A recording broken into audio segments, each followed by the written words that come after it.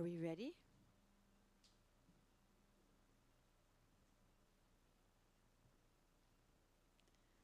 All right, welcome back to the afternoon at Fiber Festival and the panel on psychedelic futures, revisiting the intersection of culture and psychedelics. And it's said that we are in the middle of what is called the Psychedelic Revival, a time where this expanded interest in mind-altering states, psychonauts in different drugs of choice, rituals of choice, are increasing, understanding also our mind and our consciousness as a realm that can be altered through technological practices in different ways, and opening up different ways of experiencing the world. During this panel today, we're going to be looking at how psychedelics can play a role in shaping also ecological futures, understanding our interconnectedness as beings, and understanding the world we're a part of as intrinsically and deeply interwoven with each other. Part of our biology also creates this consciousness of separateness, and these psychedelic tools can also help us remember a different way of relating with each other. First on is Mark Schunemann, who has been studying the sacramental drug-culture relationship for 7 years already, having presented research in Tallinn and Harvard in different contexts, in Prague, and his interests span practical feminist theology, philosophy, critical theory, medical anthropology, and literature, looking at the relationship between measurable externalities, immeasurable interiorities, ritual, and value generation. He's especially interested in the ways in which ritual, rave, and medical cultures potentiate the psychedelic state, in the philosophy of cognitive liberty. He studied theology at Oxford and is also a published poet, and will introduce us to the first things about the psychedelic states. Mark, the floor is yours. Thank you very much, Shailoh. Hi, everyone. I do not like awakenings. I do not like births and life, and now I'll tell you why. One time, I was so unlucky to be born near an artery, and the parents whispered, "Make use of it, it's yours." There were lawns and palms, there was strife and unrest, but the times flowed and I slid towards new births. Now I sit in a city under the influence by an era along a death axis, and I see human bodies whirl until they disappear into their own private cosmologies. Once in a while, you rest your ear on a rotten mouth. You've got to listen to its rotten music. You've got to dance as you've always danced, but tell me why you do, DJ Giant Dad. DJ, how the fuck did it go to the dogs? DJ Meat Piano on checkered floors. Do you know I'm sick of familiar music? Do you know my intellect sparks each time it meets its limitations? DJ Human Fossil, found in a chalk quarry. DJ outsourcing the eye feeling to the third world. Do you know it smells of shawarma when I open my mouth? That unrest crept into my life through pine forests and childhood. Do you know that my life is filled with despair and fear? Fear of infants staring too intelligently at me. Fear of a heart attack on the street because someone finds an amber lump on a jungle riverbed. Isn't it breaking news? Isn't it paranoia encapsulated? We just don't want any fucking wolves up here. We don't want them up here. My own wagging spine is enough. I live life in my replaceable organs. And believe me when I say, I'll have to be smoked out of the growth ideology.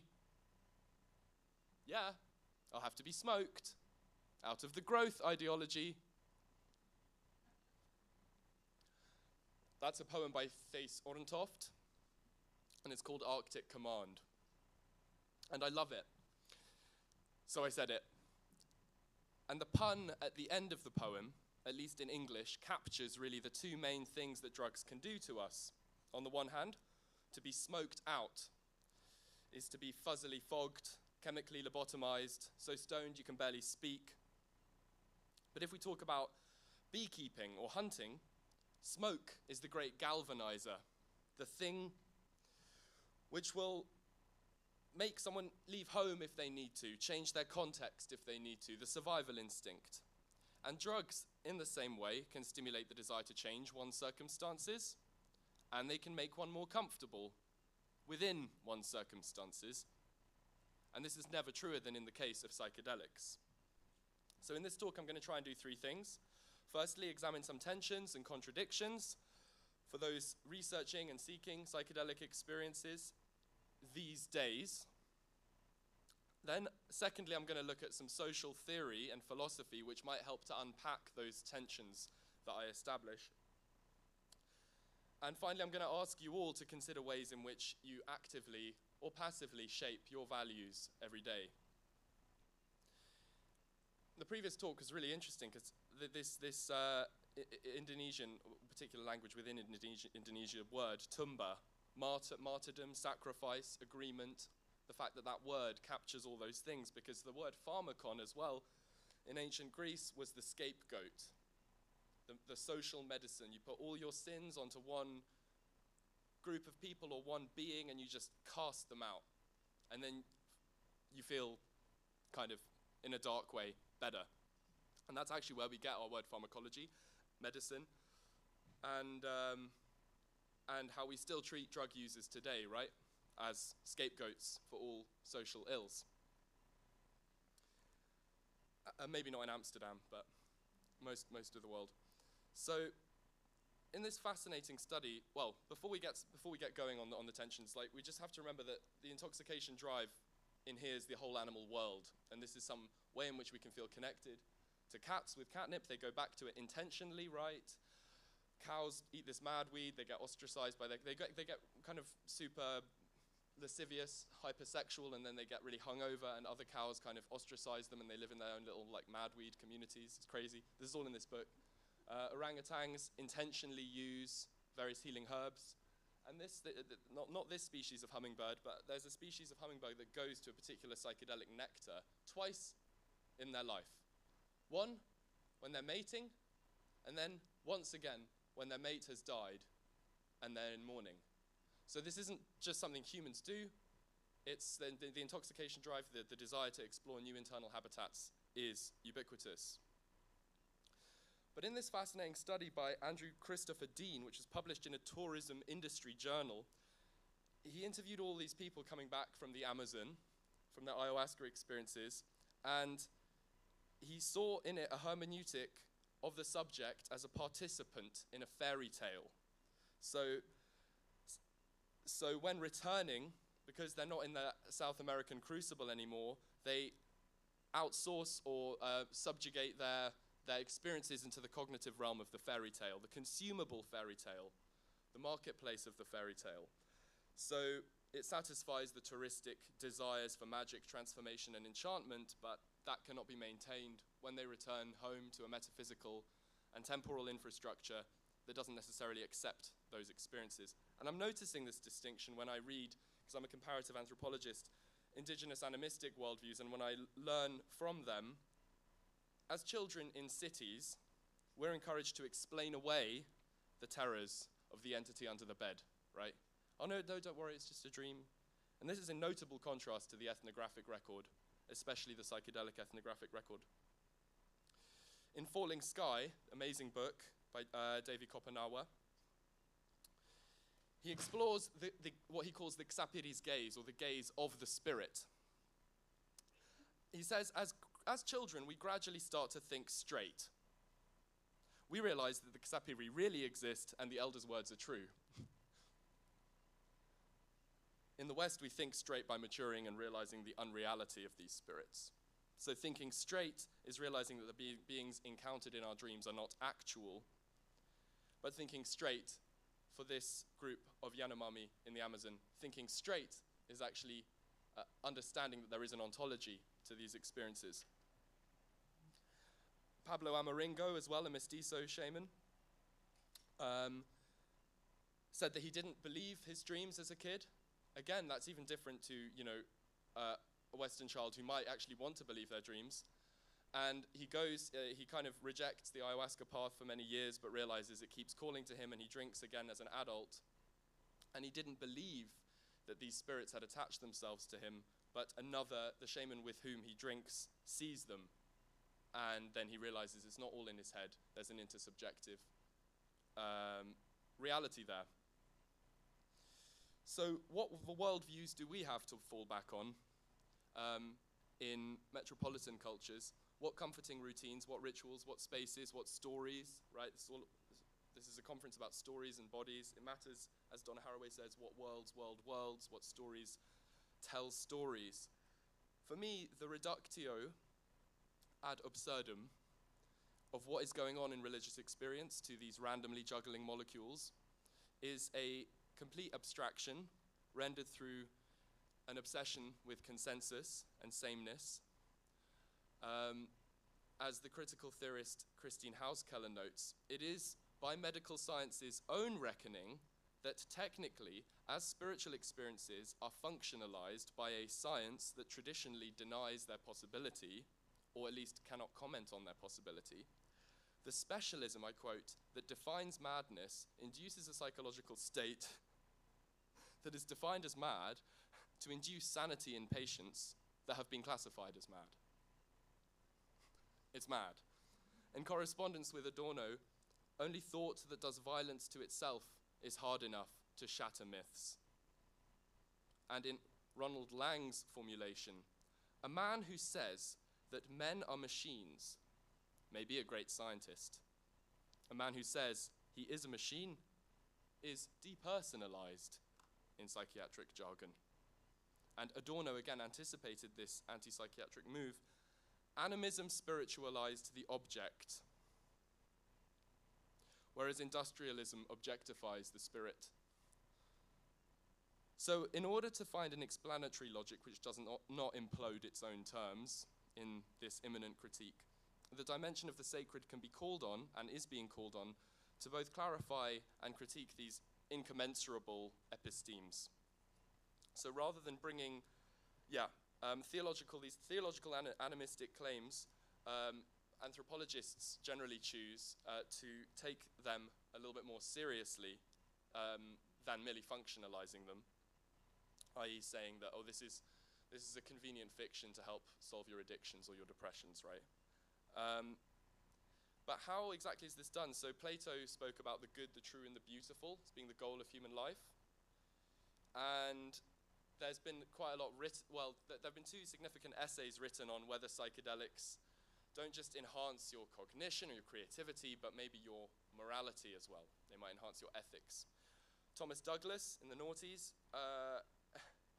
very naughtily indeed, proposed that they might improve our motivation. And then Brian Earp, who's a psychologist at Oxford, he's written an essay about how psychedelics might improve our willpower, right? Which are two of the main components of being ethical, having good motivations and then having the willpower to see them through. But for me, although these are very positivist, systematic, helpful renditions of how psychedelics can improve our ethical action, they ignore one crucial element that's the thing that defines ethics, that maintains them, namely the social. And you could argue, if you're a theologian, the transcendent anchor. So, there's also this question of whether they dissolve belief systems or create them. And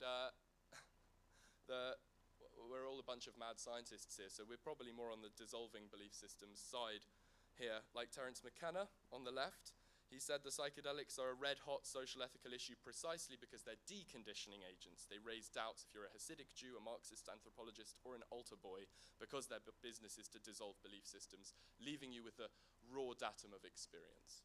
That's what he said, this great mushroom prophet of the 90s. But actually, again, the ethnographic record reveals something quite different, that psychedelics implot us into narratives, into stories. So, and that's fairly ubiquitous in the ethnographic record. I think this deconditioning stuff comes a lot from therapy and the idea that, you know, the stories you tell yourself can be toxic and to dissolve them. But in communities that have been stably engaging with psychedelics for thousands of years, that's actually not so much what happens. You're re-implotted, kind of therapeutically implotted into a story.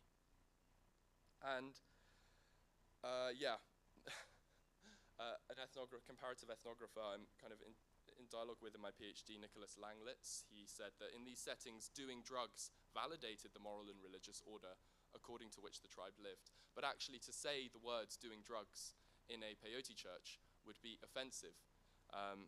It would be like saying, I'm doing my grandfather, or something like that, which we don't really want to say, because it's a bit weird.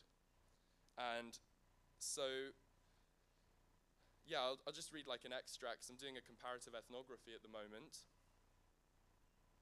I'm looking at a clinical group, a Native American church group that use peyote, and a Free Party organizing group. And sometimes going to different fieldwork sites, I get my neuronal or my cognitive knickers in a twist. And this is an example of that. So I kept hearing this word story. So it was a ketamine conference, and it was talking about the pharmacodynamics and pharmacokinetics of ketamine. And I'd just come from a Red Road peyote ceremony, which was completely animistic in its belief system. So what are the stories we tell about healing? At the conference, ketamine was referred to as stimulating mu opioid endogenous stimulation, leading to glutamate and GABA release in the lateral habenula, which is the reverse the reverse reward center, so the disappointment center of the brain, leading to downstream BDNF, that's brain growth factor, on the hippocampus, the memory center. So the way they test this is they frighten the fuck out of mice, and they realize the mice are not frightened. Then they brain scan humans, and this is the story about healing that you might receive in this conference. But that wouldn't fly in the Native American church, right? Not least because they would see this as beginning with mouse torture. But furthermore, I'll just tell you another story. So a brown owl dies on the land, a bird, an owl. The owl is covered with sacred herbs and incenses, ready to be honored by cremation. As people move into the sweat lodge, one woman has a big pain in her abdomen and her bowels as she goes in. And the fireman in the ceremony sees the spirit of an owl come into the sweat lodge, pluck at her gut, and go away. And she reports independently of him that she felt the spirit of a bird come in and relieve pain from her abdomen.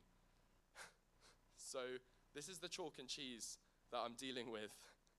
And I don't even know if there's 3 minutes or something, right? So the way in which I'm trying to look at it, although we should probably talk more about it in the Q&A because there isn't too much time, is in terms of this concept, the plausibility structure, then the sensorium and the habitus. So what is it that we can know about reality or feel that we can know seems to change. How it is that we react to beauty and to goodness seems to change. That's the sensorium. You don't logically think, oh, that's beautiful. You might afterwards think, oh, that's the golden ratio, or there's a certain mathematical relationship in harmony, but it hits you. Beauty just hits you. And generally you can't choose, but you can cultivate tastes. And I guess that's the role often that religion has played in our culture, continues to play for some, is to cultivate those desires, to turn our duty towards others into an actual desire, something that springs up from within rather than something we're foot dragging with. And our habits could be like please and thank you in the supermarket. That's what we say in the UK anyway, although it's not always the most genuine. And then tying your shoelaces, that kind of stuff that you forget, that seems to dissolve in psychedelic and entheogenic experiences. And then the other kind of series of social facts that I'm trying to understand this is in the context of stress and charisma. So we're undergoing a huge period of cultural upheaval and stress at the moment, and many social scientists believe, and I along with them, that this cultural stress, chaos, liminality, the ecological crisis, the meaning crisis, all this complex poly-crisis that we face actually makes people more receptive to particular gifted individuals, like especially artists, but charisma, basically. And the role of charisma is to remap the collective internal cognitive map of the system, because the system has become incongruous, right? Take infinite growth and finite resources. That's incongruous. So the map we have for reality no longer it's no longer internally consistent, but it's not even consistent with the reality anymore. And as people start to realize this increases the stress of the system, thus resulting in a renewed openness to people who express new ways, new maze ways, as they're called, by Anthony Wallace. So rave culture is another example. This is a culture with a pronoid atmosphere, often. As in, if it's got good party hygiene, it does. Does anyone know the word pronoia? The sneaking suspicion that everyone is secretly out to help you. And it's generally got this subjunctive mood. Let us do this, let us do that, let us experiment. These are two great books that I recommend. One on the right is a fiction, has one of the best descriptions of the Berghain piss man that I've ever read. I don't know if you know about him. Kind of a mythic figure. Hilarious. The way in which subjectivity has changed is really expertly discussed by Maria Pinney as well. But these are just two. I mean, rave ethnography is a huge field. Really, really recommend getting into it if you're interested. But I guess, like, you know, Nietzsche said, one can have what one wants, but one can't want what one wants. And what I interpret that as meaning is, yeah, you can't choose what you desire. You just desire it. But at the best of times, psychedelics can lead to that kind of instinct change. But that's dependent on context. And so in the field of scientific research, for example, you know, like, what is the human? Are we Homo economicus, or are we Homo festivus, Homo fantasia, right? Look at the Amazon there. That's really sad. And yeah, it's just really sad. But that's, you know, one does lead to the other when you look at these things with a kind of without a keen ear to what it is that you are cultivating in your values. And the way that happens, the way all this sensorium plausibility, the way this maze way is shifted, is through collective acts and through individual motivation as well. So C.P. Snow described scientific insight as well in this kind of revelatory way, almost like the kind of revelations you might receive on a psychedelic. He said, "It was as though I had looked for a truth outside of myself, and finding it, I had become for a moment part of the truth I had sought, as though all the world, the atoms, the stars, were wonderfully clear and close to me, and I to them, so that we were part of a lucidity that was more tremendous than any mystery." But the mystery of science, of course, is that new discoveries always lead to new questions, especially ethical questions, just as new technologies can solve old problems while creating new ones. So it seems that one might better understand this psychedelic revival in the clinic and the problems surrounding that. Problems such as the abuses of power, the mechanization of the view of the human, when studying the intersecting ritual and personal uses of psychedelics as well. So if ritual represents this theatrical and rhetorically the most proscribed area of human life, then any novelty in a ritual, any innovation, seems to represent most that element of the transcendent. Because if rituals are kind of, they're kind of the same thing again and again, the present moment expands. I'm 1 minute, I'm 30 seconds away, I promise, sorry. I'm coming at you. I know. So this ritual repetitiousness performs to lengthen time to this paradoxical period that we call infinity. That's why rituals have this. That's why you can feel really bored in a ritual, but you can also feel very incredibly peaceful.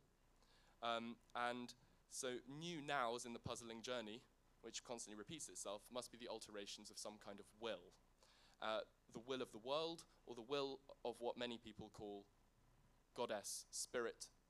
And the kinds of spirit that we welcome or allow in are actually the subject of theology, or the motivation that each person has for taking part in any ritual or consuming or being in relationship with any plant medicine.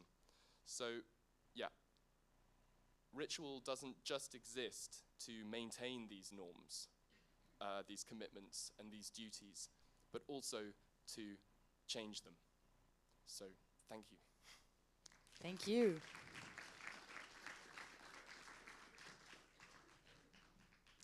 One question for you before we go to the next talk. We're talking about psychedelics, and you, in looking at the pharmacon and also using the word plant medicine, you also speak of medicine and healing. What are the ailments of which it is said we are healing through these remedies? That's a really big question.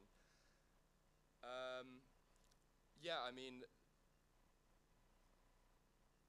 yeah, are we sick or are we just okay? I mean, medicine's an interesting word for in the Native American church because, like, it's not just the peyote that's the medicine.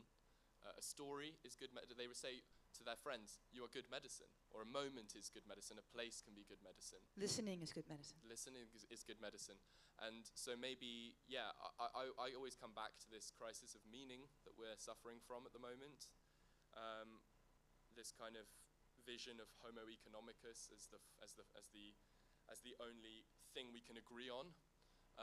But then, is it about agreement? Because, yeah, that consensus can also be quite toxic and authoritarian. So, I mean, what are we healing from? Yeah, nature connectedness, fear of death, all those kind of things that I think psychedelics can help with, but only in the right context. I think, yeah. We'll talk about that more in a minute. Thank you. Thank you very much, Mark.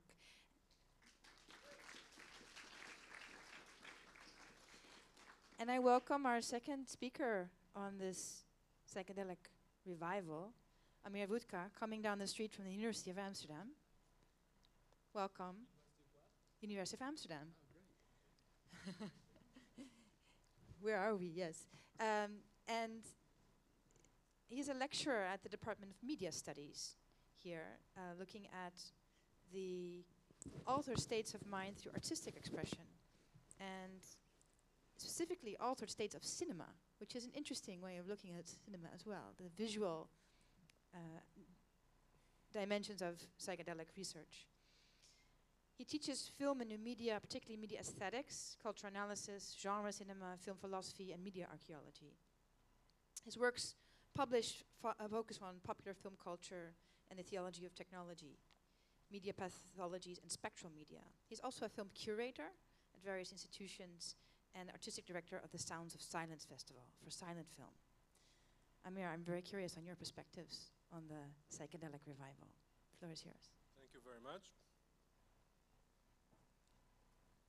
Nice to be here, and especially nice to be talking after Mark. Beautiful talk you gave, and I feel a lot of resonance with what Mark said, but I take it from a different perspective. My field is media studies, and one of the things I'm doing is to ponder about what are possible connections between drug studies, psychedelic studies, and media studies.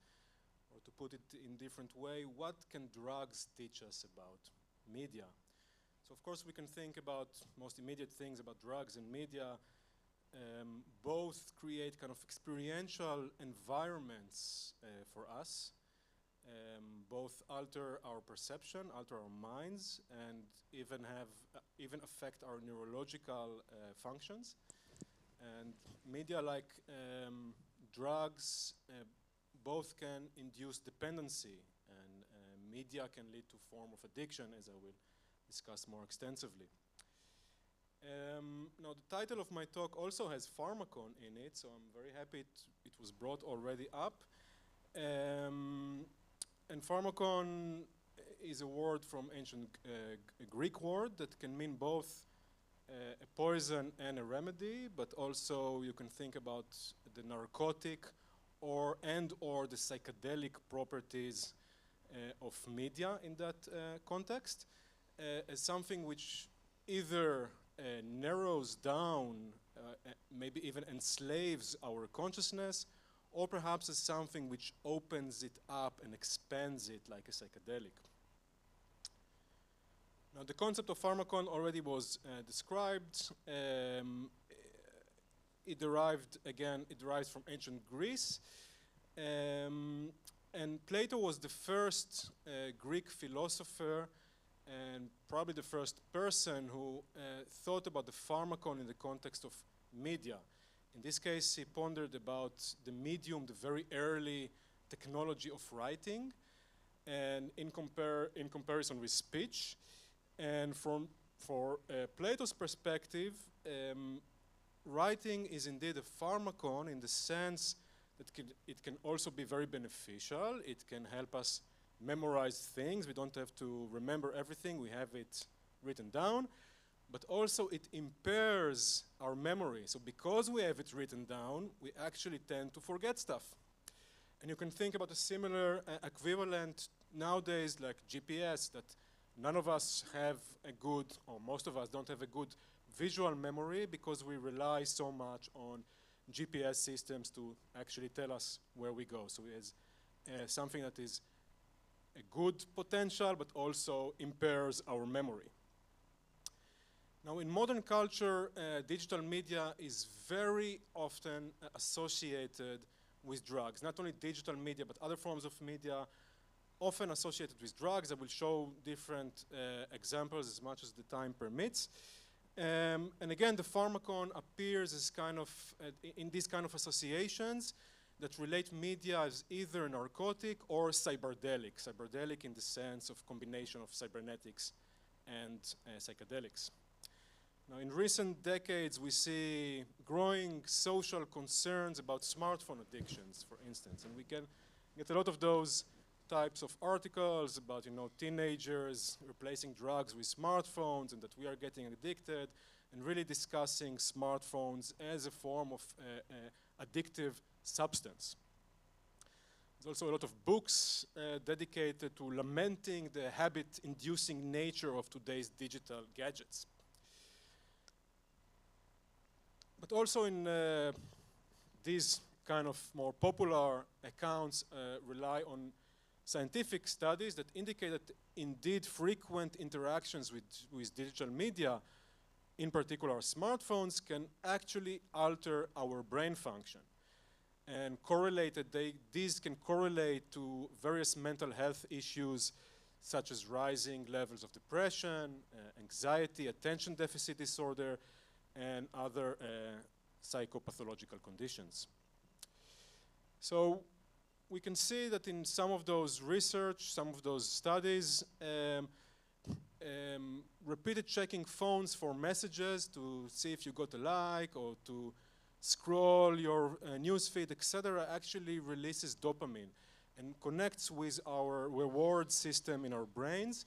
And therefore, we want to come back to our digital devices to get another shot of dopamine, which is very similar to actually abusive contact we might have with drugs. So with all of that, research and popular accounts, it's no wonder that today, digital media and smartphones in particular are called sometimes digital heroin or electronic cocaine, because we actually, well, this is a very alarmist kind of discourse, you might claim, but also I think we all have something with that. We all feel a bit addictive, or at least according to recent surveys, 50% of the population admits they have a serious addiction to their smartphones. So how do we deal with such concerns about our addiction to digital media and smartphones in particular? Should we throw away our phones or perhaps throw away media at large as a form of poisonous addictive drug? Well, according to Marshall McLuhan, at least in 1964, the answer is yes. Relating to technology at large as a form of what he calls junk. Junk is a slang for heroin. McLuhan, in an article relating to William Burroughs, a well-known author and an addict of heroin, presented technology as inherently narcotic. As he wrote, one possible escape route from technology's arresting power is to regard our entire gadgetry as junk, applying the same formula that works for junk, apomorphine extended to all of technology. So in other words, Burroughs, his argument boils down to something he takes again from, McLuhan's argument is boiling down to what he takes from William Burroughs, which boils down to the notion that our human bodies, our organic system just cannot cope with the intensities of new technologies. We just cannot cope with that. It becomes like a very poisonous drug for us. And as Burroughs claimed, the only way to deal with it is total media detox. And I quote from his beautiful book, Naked Lunch, which ponders exotic media and addiction to drugs.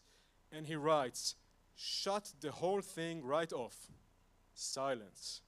When you answer the machine, you provide it with more recordings to be played back to your enemies.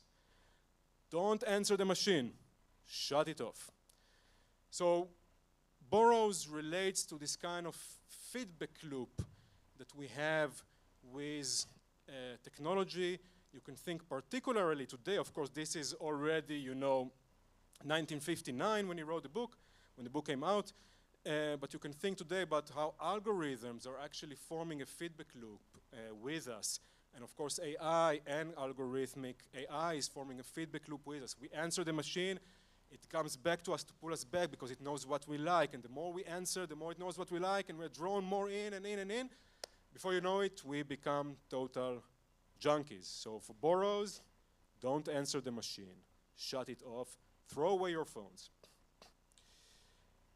So this kind of idea that technology can be very narcotic is not restricted to these authors. There are many, many examples, just a few more literary examples. Scanner Darkly by Philip K. Dick from 1977, and the very famous Neuromancer by William Gibson, 1984, where he envisions cyberspace and virtual reality.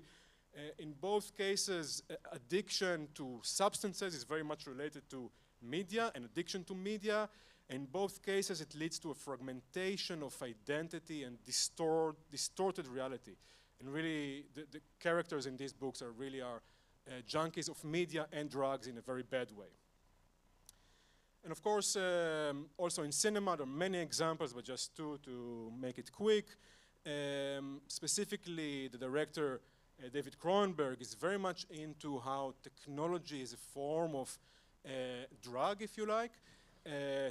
His film, Naked Lunch, based on William Burroughs, with William Burroughs playing in it and was collaborating on this film, but also his earlier film, Videodrome, from 1984, where television becomes an addictive substance and video, VHS, becomes an addictive substance. Highly addictive. And of course, we know the discourse from the 80s. Television is the boob tube, the idiot box, the zombie box, the brain drain, etc. So this kind of idea that, technologies are a narcotic drug, be careful, are always have been very common.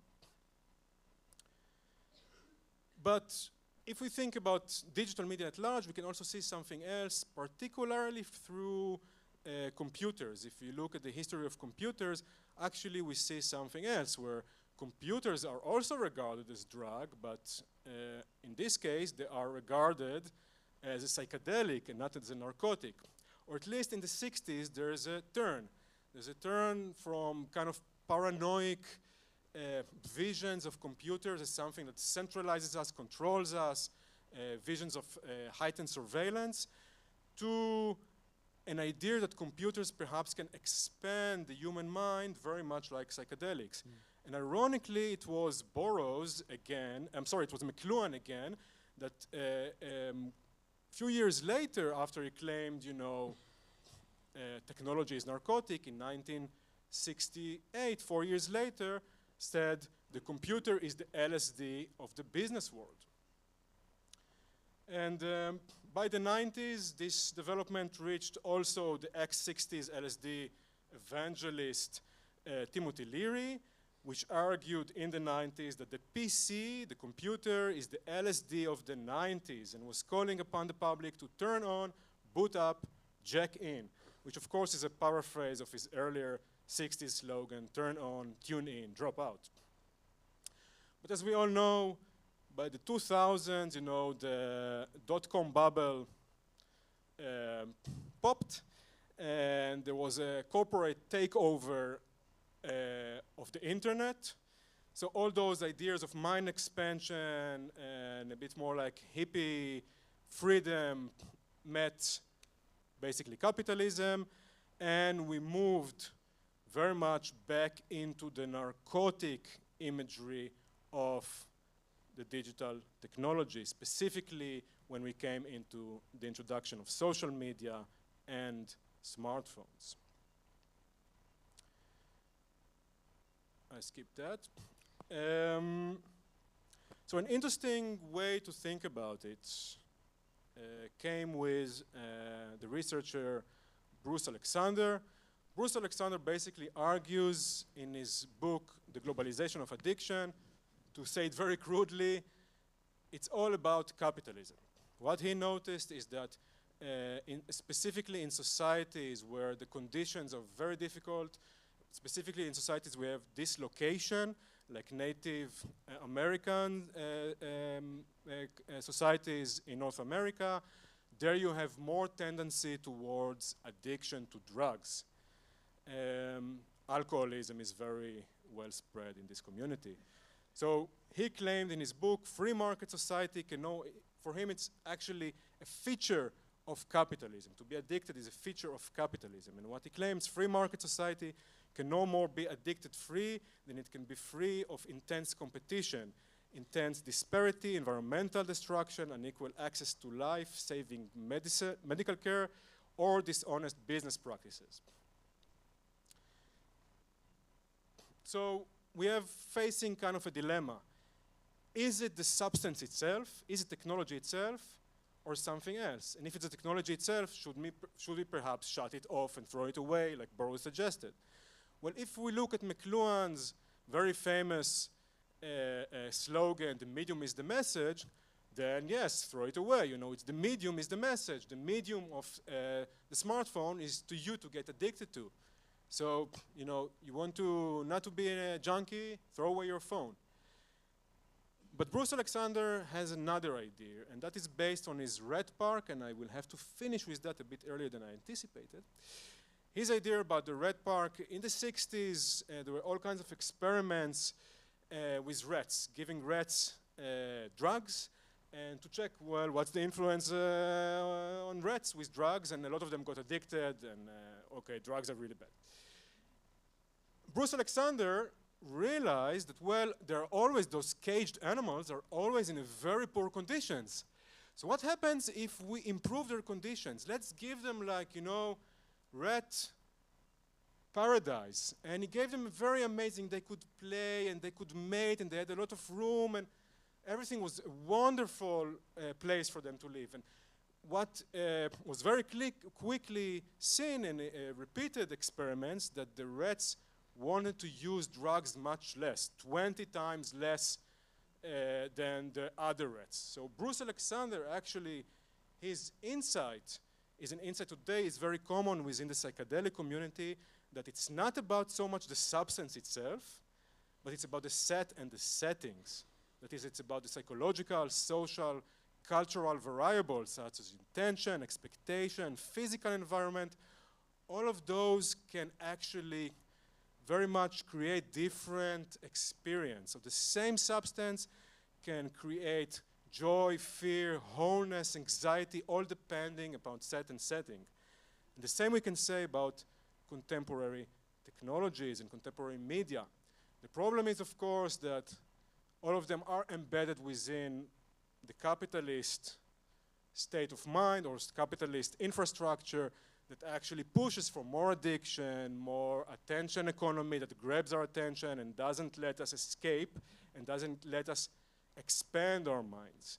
So of course, it's about capitalism, it's about, let's say, certain settings, but these certain settings are very much prominent in our society. How to escape it is perhaps something we can discuss more extensively in the panel.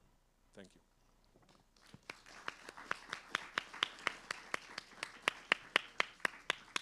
Thank you so much. And please do come join us here on the couch. Listening to both of you, I hear this undercurrent, especially in your talk, Amir, like trying to figure out, you know, technology, is it good or bad, or which ones are certain drugs or uses, and bringing the nuance that we also know from, for example, Feenberg's maxims of technology. Technology is neither good nor bad, nor neutral. Neither is it neutral. So having no neutral ground, and understanding that it's the use of the context, the setting of how things are done.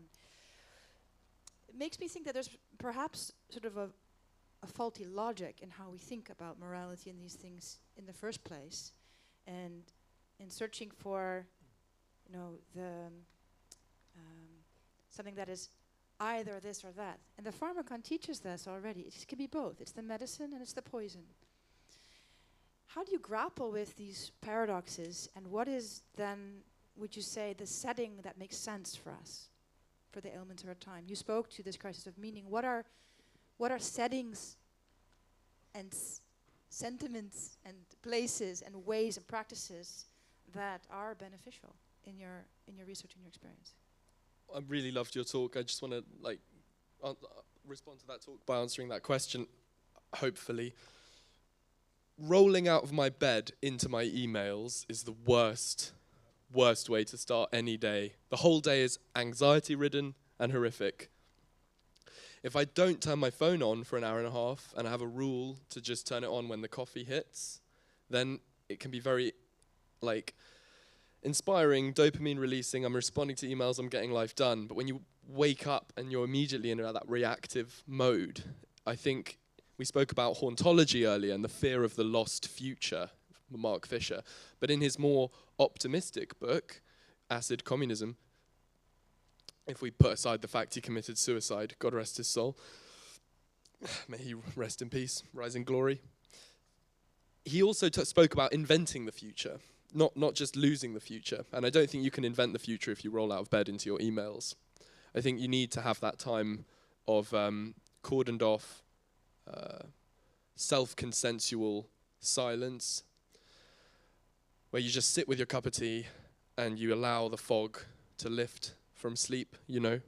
And I think, you know, what psychedelics offer, perhaps quite uniquely in the drug realm, is that you don't have to, when you get intoxicated, you don't have to borrow from tomorrow to have tonight, in the form of the hangover, say, that we all know from alcohol, or the come down that some of us know from stimulants. You don't have to borrow from tomorrow to have tonight. With psychedelics, you can give it your all tonight and still have more for the future. And that's something that requires still, I think, even though psychedelics have been in Western culture now for about 100 years, for 50 years in popular culture, that's going to require an overhaul, and yeah, maybe not lumping all drugs into one category, while also not being guilty of psychedelic exceptionalism, because acid can be addictive for some people as well. So yeah, that kind of notion that if you put effort into your altered state, including the bleary-eyed morning altered state, and then you can help to invent the future in a much more self-motivated and self-empowered way. But I think with surveillance, the trouble there is trust, right?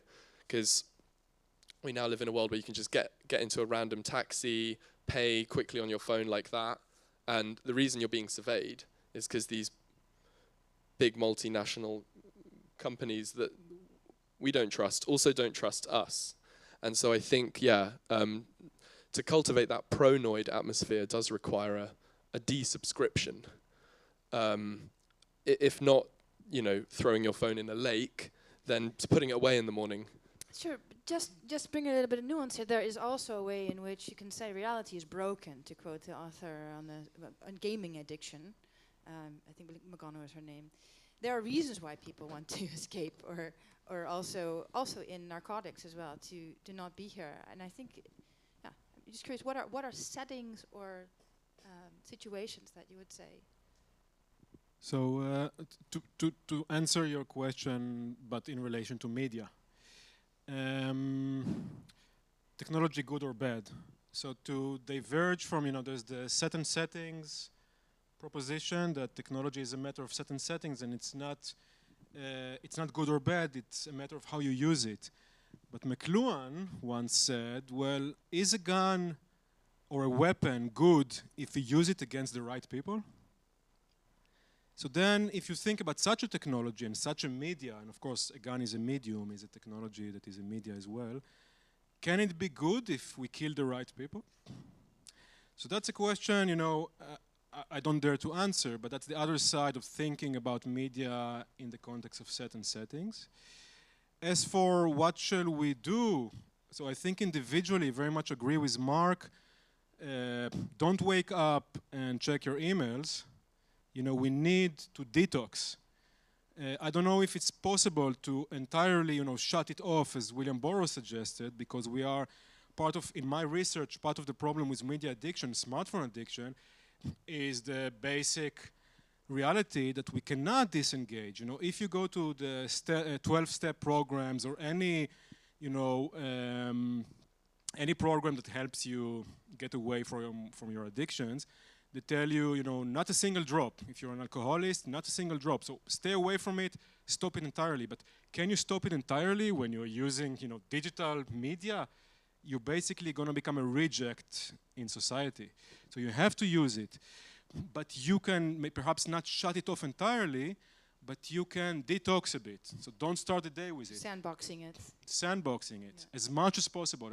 And I would advise as much as possible, because our neurological pathways are formed by that. So we have to reclaim our neurology, reclaim our mind, reclaim our consciousness. So there's even a spiritual issue here.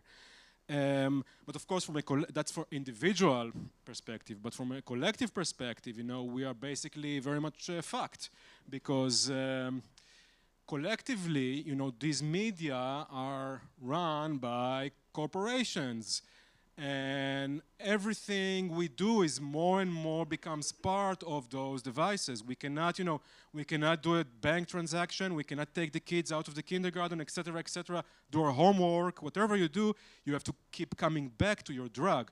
So collectively, it's a much more difficult question to answer. And yet, systems are leaky.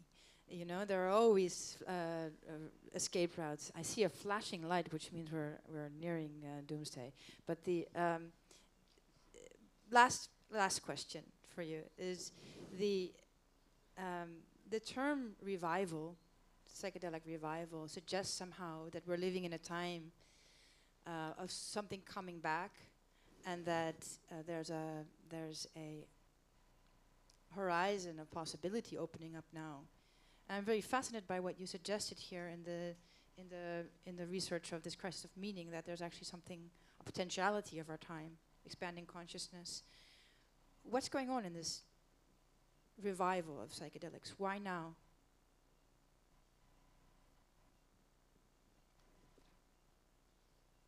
I'm not sure how much of a revival it really is. I mean, the scientific field was blacklisted for maybe 20, 30 years, but even then, through those 30 years, that mad maverick Shulgin was making these novel phenethylamines in California with a DEA license, and throughout that you always had this counterculture, the second summer of love, and it kind of continued. But I think the reason that the word revival or renaissance is used is partly because of certain gaps in the healthcare industry, so in psychiatry, and also a crisis of our religious structures no longer offering experiences which kind of can authenticate the truths to which they point for people. And so, I mean, I was just with Yawanawa, a group of people, a tribe that were reduced to 5 families because of the rubber boom, the colonialism and the rubber boom. And only 2 of them held the tradition. 2 members of those 5 families. Now they're 1,000 strong. And so, and that's partly, not entirely, it's obviously because they fought for their rights, but their songs are being sung all over the world now. And there is a kind of, one can be, as I was, as cynical as one wants about the desire for the fairy tale that many Westerners have, to live within a fairy tale for a bit, and that kind of escape. But there is obviously, of course, the model of psychedelics that's integrative, that puts you into a culture that you actually want to exist in. And so, you know, MDMA is an interesting one. It's often considered like a quite fake, but some people also feel that it feels very real, and that's because it's actually releasing serotonin, which is endogenous. So a lot of psychedelics are like an external thing that's being put into your lock and key neuron, but MDMA is actually releasing that. But if you actually go on your mobile telephone while on MDMA, it's quite horrific. It feels like just this distant world that you don't want to be on, right? Research, yes. So I think revival is a very problematic term. There is something true about revival. The revival in the sense, you know, after the big boom of the 60s, it was all banned, it was all terrible because of the counterculture and Nixon and long history, but you know, now it's coming back. So it is revived in the field of medicine, in the field of psychiatry, in the field of academic research. So there is a revival, of course, in that sense. But there's something that should be revived that is deeper within, let's say, psychedelic cultures or even ethnogenetic cultures, which is self-dismantling. Self-dismantling, the dismantling of the I, which I think should come back and still waiting to be revived. So how is the notion of my I is so strong, and how can it actually move away from, you know, now it is molded into consumerism, and we are consuming those psychedelics as another my thing. healing journey, and yeah, exactly. So what we miss and what maybe should be revived, or maybe what should be respected, and I go to the Yawanawa example here, is the rituals, the tradition that accompany a lot of those substances. And those traditions allow us to profoundly work on how to dismantle ourselves in a way that is not just another consumerist adventure that actually reinforces the I, but actually go deeper into it and dismantle the I, which actually holds this whole capitalist thing together. I'm going to end right there. Thank you.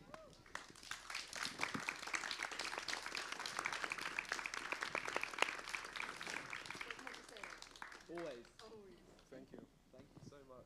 Thank you very much. We have 10-minute break, and then we're back for Mackenzie Moore. That's a really good point. You know, it changes the whole just exchanging banknotes in an alley or cryptocurrency for your drugs. Or if you go on a pilgrimage, you know, singing the songs of your ancestors like the Waradika do to protect the thing. That changes the whole nature of the experience, you know.